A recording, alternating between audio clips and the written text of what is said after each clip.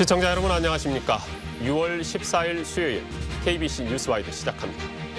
코로나19로 인한 거리 두기가 해제됐지만 국내 소비 심리 침체와 반도체 수출 부진 등으로 장기적인 경기 둔화 우려가 커지고 있습니다. 오늘은 안도걸 전 기획재정부 차관과 함께 지역 경제 전망과 현안 등에 관련해서 이야기 나눠보겠습니다. 안녕하십니까? 안녕하십니까? 네, 차관님, 먼저 이야기를 좀 해볼게요. 나라 경제 문제. 네. 지금 생산, 소비, 고용 등 이제 전반적으로 수치가 계속 나쁜 상황입니다. 근데 정부는 지금 하반기에는 경기 개선이 이루어질 거라고 기대를 하고 있는데 차관께서 보시기에는 어떤가요? 예, 지금 우리 경제는 경기 하강기에 본격 진입하고 있다고 봅니다. 4월 통계를 보면은 생산, 고용 모두 하락세고요. 특히 전년 대비 수출이 14%가 주네요. 그리고 제조업, 취업자가 9만 7천 명이 줄었는데요. 이는 15개월 만에 처음 있는 일입니다. 그리고 정부가 기대하고 있는 하반기 경기 개선도 그렇게 녹록치 않아 보입니다. 8개월째 계속되는 수출 감소세, 그리고 부동산 경기 둔화세가 아마 당분간 지속될 것으로 보여집니다. 그래서 IMF는 금년도 우리나라 경제 성장률을 1.4%로 보고 있는데요. 이거는 경제 위기 때를 빼놓고는 가장 낮은 수준입니다. 이제 말씀하시는 중에도 있었습니다만 이제 저희가 4월까지 보니까 국세 결손이 34조 원에 달하고 있습니다. 이렇다 보면 저희 지역 지방 재정 운영에도 참 차질이 불가피할 것으로 보이는데 어떻습니까? 네, 맞습니다. 국가 세수가 역대급 지금 세수 결손이 나오고 있지 않습니까? 지방 세수도 따라서 줄 수밖에 없습니다. 그리고 더욱이 지방 세입은 이중으로 어렵게 됩니다. 먼저 지방 세입의 절반은 국고에서 넘어오거든요. 그런데 그중에서 지방 교부세라는 게 있습니다. 국세의 20%를 그대로 지방으로 이전시켜주는 세금입니다. 그러니까 모수인 국세가 줄게 되면은 지방 교부세도 줄게 되죠. 4월까지 국세가 지금 34조가 주는데 이것만 가지고 계산을 해봐도 지방 교부세가 6조 4천억이 줄게 되는 셈입니다. 그리고 지방이 자체적으로 거두는 지방 세수도 지금 감소세입니다. 3월까지 통계를 보니까 전년 대비 2조 3천억이 좀 줄었네요. 한 9% 정도 감소하고 있습니다. 이러한 이유는 지방세의 절반을 차지하고 있는 재산세, 취득세, 이러한 부동산 관련 세수가 줄고 있기 때문입니다. 이렇게 지자체 지방 세수가 줄게 되면은 지방의 재정 지출은 이제 줄 수밖에 없는 거죠. 그렇게 되면은 지방 경제는 더욱더 좀 어려워질 것으로 좀 예상이 됩니다. 이제 지역 경제 말씀하셨는데 저희가 사실은 지역 화폐 발행 통해서 그나마 이제 지역 경제 활성화에 많은 도움이 됐는데 정부는 이게 내년부터 이제 국고 지원 중단하겠다고 했습니다. 이거 어떻게 보십니까? 예, 행정안전부가 지역 화폐 발행에 대한 국고 지원을 전면 중단하겠다는 발표를 좀 했습니다. 그런데 지역 경제에서는 자영업자 비중이 좀 크지 않습니까? 또 그리고 지역 화폐가 골목 상권을 살리는 데 상당한 효과가 있다는 것은 다 입증이 이제 된 사실이거든요. 이런 상황에서 국고 지원을 중단해버리면은 지금 경기 악화로 굉장히 골목 경제, 서민 경제가 어려워지고 있는데 이런 상황이 좀 가속화되지 않을까 좀 걱정이 좀 됩니다. 이렇게 이제 줄이는 이유는 지역 화폐가 일부 남용이 되고 있다라는 그런 의구심들이 있기 때문인데요. 저는 이 문제는 이제 국고 지원되는 그 대상을 서민 필수 지출 항목으로 이렇게 한정하면은 해결할 수 있다라고 보는데요. 이를 구실로 해서 전면 중단을 한다는 것은 조금 문제가 커 보인다 이렇게 좀 판단을 하고 있습니다. 여하튼 지역 화폐에 대한 이제 정부 방침을 확고하기 때문에 정부 예산안에 아마 국고 지원 예산이 담기기는 어려울 것입니다. 그래서 국회 예산 심의 과정에서 적정한 국고 지원 예산을 반영하는 아마 노력들이 전개가 되지 않을까. 보고 저는 그 단계에서 적정한 예산이 좀 반영되는 것이 바람직하다 이렇게 판단하고 있습니다. 지금 말씀하시는 중에도 지역의 자영업자들, 소상공인들 특히 이제 경기가 하강 국면에 들어서면 이분들이 가장 먼저 힘들 거 아닙니까? 그런데 네네. 이제 이분들한테 시름이 커지고 있는데 무슨 해결책이 좀 있을까요? 예, 맞습니다. 그 코로나 피해 기업에 대한 대출금 중에서 현재 만기 연장하고 상한 유예를 받고 있는 금액이 3월 말 기준으로 85조 원이 됩니다. 그런데 이 자금에 대한 상한 유예 조치가 금년 9월 달에 종료하게 되어 있습니다. 그래서 소상공인들의 있지 않습니까? 시름이 이제 커지고 있는데요. 다행히 정부가 발빠르게 대책을 발표를 했습니다. 그 내용을 보면은 상한 유예 대상이 되는 대출금에 대해서는 향후 5년 동안, 즉 28년까지 분할 상환해주는 이제 채무 조정 계획을 이제 실시하겠다는 이제 겁니다. 그리고 현재 상한 유예자의 90% 되시는 분들이 이러한 채무 조정 계획에 이제 동의를 하고 있으니까 일시적인 부실 폭발 위험은 없다고 이제 보는 게 이제 정부의 판단입니다. 이런 정부 대책이 제대로 이행된다 하더라도 당장 이자를 낼 수 없는 분들에 대한 대책은 좀 별도로 좀 마련돼야 될 것입니다. 그리고 소상공인들이 가지고 있는 이런 코로나 부채에 대해서 이제 해결할 수 있는 근본적인 대책이 이제 마련돼야 됩니다. 그것은 결국 분들의 매출이 늘고 소득이 늘어서 상환 능력을 키워주는 일이거든요. 그러려면은 정부가 소상공인 경기를 진작시킬 수 있는 특별한 대책을 마련해야 되거든요. 그런데 이번에 지역화폐에 대한 국고 지원 중단처럼 골목 상권을 죽이는 이러한 역주행 정책들이 좀 나오고 있어서 저는 상당히 좀 답답한 좀 마음을 가지고 있습니다. 예, 좀 이제 지역 상황을 좀 이야기해 보면 지역 문제 중에 특히 광주 군공항 이전 가지고 네. 여기저기서 말들이 많습니다. 네. 우리 이제 차관께서는 이전 관련해서 골든 타이밍이라는 이야기를 하셨어요. 네네네. 어떤 의미인가요, 지금 골든 타이밍? 네. 예, 이제 공항 이전을 둘러싼 복잡한 실타래를 풀려면 우리가 왜 공항을 이전하는지에 대한 목표를 좀 분명히 좀 해야 될 것 같습니다.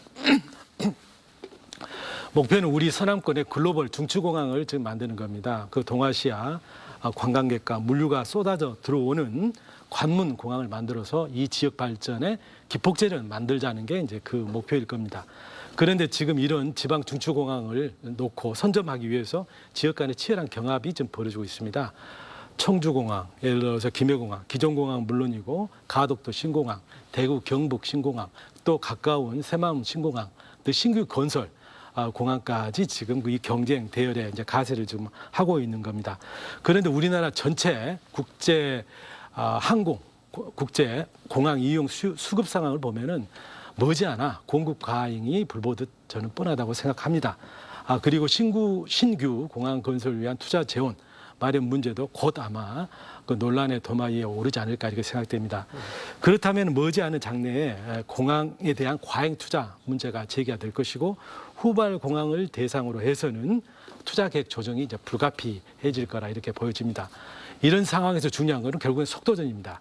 대구 경북 신공항 그리고 부산 가덕도 신공항 등이 개통되는 29년이나 30년에 앞서서 우리 무안공항과 광주공항을 묶는 서남권 공항이 속히 제자리를 잡아야 될 것입니다. 그리고 이전될 군공항하고 시너지 효과를 극대화시키는데 총력을 지금 기울여야 할 때입니다. 따라서 광주시하고 전남도가 아마 대승적 결단과 합의를 이루어야 되고 광주 전남 국회의원님들께서도 이 문제에 대해서 연대하시고 서로 협력하는 확실한 좀 모습을 좀 보여주셔야 할 때이다. 저는 이렇게 판단하고 있습니다. 그러니까 지금 이 선점하지 않으면 네. 비교 우위에서 저희가 떨어질 수 있다라는 거죠. 맞습니다. 이제 저희가 그런데 이 광주 군공항 특별법 만들어졌잖아요. 네. 이게 지금 벌써 입법적으로 좀 보완이 필요하다는 지적들이 나오고 있습니다. 어떤 것들이 필요할까요? 네. 우리 광주 군공항 이전법과 유사한 대구 경북 신공항법하고 좀 비교를 하면 이해가 좀 빨리 될 수 있습니다. 대구 공항법은 군 공항과 민간 공항을 동시에 이전한다는 걸 전제로 하고 국토부를 주무부처로 하는 법을 만들었습니다.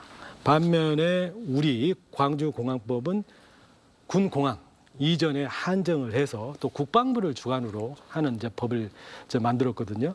그러다 보니까 이제 국토 개발을 주 업무로 하는 이제 국토부가 주관하는 대구 공항법에는 공항 이전에 따른 SOC 시설 건설 또 그 이전 지역에 대한 이전 지역의 개발을 위한 어떤 지원 규정들이 아마 충분하게 좀 반영이 됐는데 국토 개발 업무와는 무관한 국방부가 주관하는 주관 부처가 되는 우리 군공항법에서는 이런 내용들이 그냥 다 빠져버렸습니다. 이러다 보니까 이제 법률 내용을 구체화하는 시행령 제정 단계에서 광주 군공항의 경우 상당한 지금 애로사항이 좀 발생을 좀 하고 있습니다. 국방부 입장에서는 법률 근거 조항이 없기 때문에 SOC 관련 시설이라든지 또는 이전 지역에 대한 어떤 지원에 관한 규정을 좀 만들기가 어렵다란 좀 그 난색을 표명을 좀 하고 있거든요. 그래서 이제 이거에 대한 해결책은 이제 시행령 제정 과정에서 최대한 지원 규정을 이제 반영해야 되겠습니다만은 미비한 부분에 대해서는 아마 추가적인 입법 조치가 따라야 하지 않느냐 저는 그렇게 판단하고 있습니다. 그러니까 이전하는 곳에 인센티브를 지금 저희 특별법에는 안 들어 있다는 거죠. 네, 예, 그런 것들이 좀 많이 빠져 있습니다. 네. 네. 그 이제 그런 거 말고도 지금 저희가 켄텍 한국에너지공대 관련해서 이제 출연금 삭감 관련해서 이야기가 나오고 있어요. 근데 이게 켄텍 같은 경우는 이제 지역뿐만 아니라 나라의 네. 미래 성장 동력이라고 할 수도 있는데 이런 걸 오히려 감퇴시키는 거 아닌가 싶습니다. 네, 맞습니다. 저도 같은 생각입니다. 그럼 우리가 왜 에너지 공대를 특별법까지 제정해서 만들었느냐라고 저희가 되돌아봐야 됩니다. 이제 우리나라가 에너지 대전환 시대에 앞서 나가자라는 어떤 그런 비전을 가지고 있었고 이러한 데 있어서 천병 역할을 하는 전문 인재 양성이 필요하다. 그래서 에너지 전문 대학을 세계 최초로 이렇게 저희가 만들었습니다. 이건 상당히 국가적인 이제 결단에 따라 만든 학교라고 저는 보여집니다. 그리고 한전 입장에서도 에너지 공대는 미래 경쟁력을 확보하기 위한 일종의 생존 투자 전략이다. 저는 이렇게 보고 있습니다. 따라서 한전도 이러한 투자의 골든타임을 놓쳐서는 안 됩니다. 물론 지금 모태가 되는 한전의 재무 상황이 일시적으로 굉장히 어렵지 않습니까? 그래서 단기적으로는 에너지 공대에 대한 예산 지원도 일부 조정은 이제 돼야 되겠죠. 그렇지만 당초 학교의 설립 취지라든지 그리고 혁신적인 학교 운영의 틀을 훼손하는 정도까지 나가 버린다면은 그것은 분명 교각 사루의 우를 범하는 것이다. 저는 이렇게 판단하고 있습니다. 저희 광주권에서 보니까 그 바이오 산업 클러스터 이야기가 나오고 있습니다. 네. 혹시 이거 관련해서 좀 차관께서 좀 조언을 해주신다면 어떤 게 있을까요? 네, 바이오 산업은 그야말로 미래 먹거리 산업입니다. 지금만 봐도 바이오 시장 규모가 1조 3천억 달러입니다. 자동차 시장하고 반도체 시장을 합한 것보다 더 큽니다. 그리고 우리 광주 동부 권역이 가지고 있는 바이오 산업의 잠재력이 매우 큽니다. 우리 보면은 전남대병원 그리고 조선대병원, 기독병원 그리고 좀 멀리 있는 우리 화순 전남대병원까지 4개 종합병원이 밀집돼 있거든요. 이런 곳은 대한민국에서 찾아보기 좀 힘들거든요. 그리고 이 종합병원들이 아주 막대한 임상자원과 의료 정보를 가지고 있습니다. 이러한 빅데이터를 활용해서 부가가치가 높은 신약 개발이라 신의료 기기를 개발하는 산업을 저희가 충분히 일으킬 수가 있습니다. 그리고 하순에는 지금 백신 규제 자유 특구가 지금 조성이 돼 있고 여기에 신생 바이오 기업들의 산업화를 돕는 연구 개발 또 생산 그리고 제품 인증 평가 시설들이 다 지금 갖춰져 있습니다. 그리고 이런 인프라 시스템 제가 예산실에 근무할 때 제가 집중적으로 이제 지원했던 이제 분야이기도 합니다. 이러한 잠재력을 최대한 활용할 수 있는 내용으로 저희들이 바이오 클러스터 육성 모델을 만들어내고 이를 국가 프로젝트 한다면은 우리 일종의 바이오 현재로서는 불모 지역인 우리 광주 동부 권역에서도 바이오 산업에 있지 않습니까? 진흥을 저희들 진작시킬 수 있는 그런 계기를 만들 수 있다고 판단합니다. 네. 저희가 이제 이야기 나누는 중에 이제 지역 소멸 우려들이 여기저기서 많이 이야기 네네. 나오지 않습니까? 근데 결국은 지역 소멸 문제를 해결하려면 좀 살기 좋은 지역을 만들면 되는데 거기에 예산이 많이 들어가요. 근데 네네네. 정부가 지금 어려워지고 있는 상황을 감안하면 재원 조달 쉽지 않을 것 같습니다. 어떻습니까? 네, 맞습니다. 지금 우리 수도권이 인구의 50%, 경제력의 70%를 지금 독과점하고 있고 이에 따라서 지역 소멸 문제가 굉장히 문제가 되고 있지 않습니까? 그래서 우리나라 경제의 지속 가능성을 위협하는 중대한 좀 요인이 되고 있습니다. 이 문제에 제대로 대처하려면은 이제 전국적으로 고르게 산업과 기업, 인재가 분산 배치되는 어떤 전략이 필요하고 이에 대한 국가적인 결단이 지금 필요한 상황이 되겠습니다. 그리고 재정 투자 면에서도 전국적으로 교통, 주거, 문화, 인프라가 있지 않습니까? 비슷하게 하는 투자가 필요하고요. 이러한 목적의 확고 투자가 지속적으로 이루어질 수 있도록 하는 제도적 장치가 필요했습니다. 그래서 제가 기획재정부 2차관 시절이 되겠습니다만 21년도에 지역소멸 대응 기금이라는 걸 마련했습니다. 국고에서 매년 1조, 10년 동안 10조 원을 투자를 해서 지역, 거점 지역을 대상으로 생활 인프라를 도시 수준까지 올리는 그런 투자를 집중하도록 기금을 마련한 바가 있습니다. 금년도 이 기금의 지역 간의 배분을 보니까 우리 전남과 광주가 가장 큰 좀 혜택을 좀 보고 있습니다. 네, 감사합니다. 오늘 안도걸 전 기획재정부 차관과의 이야기는 여기까지 나누겠습니다. 함께해 주셔서 감사합니다. 감사합니다. 네.